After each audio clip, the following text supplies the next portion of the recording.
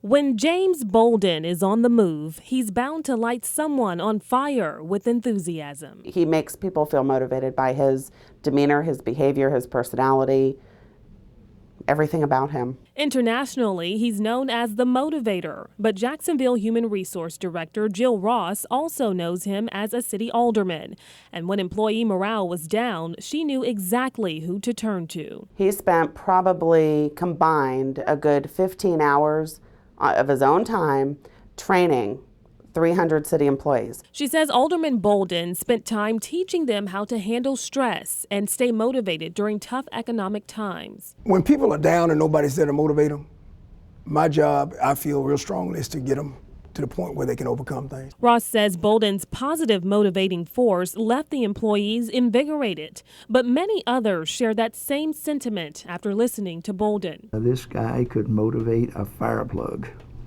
He's just that kind of an individual. Attorney Tom Fuqua says when he became extremely ill, Bolden showed up at his doorstep with something not even his family or doctor could give him: motivation. By the time he left after that hour, I was pretty much ready to take on the world again.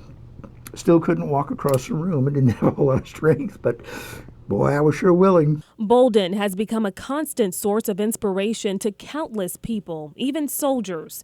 With more than 20 years of serving in both the U.S. Air Force Base and U.S. Army, Bolden spent time motivating soldiers as a drill sergeant. Today, he's motivating an army of a different kind, right here at his church. Yes, he's also a bishop.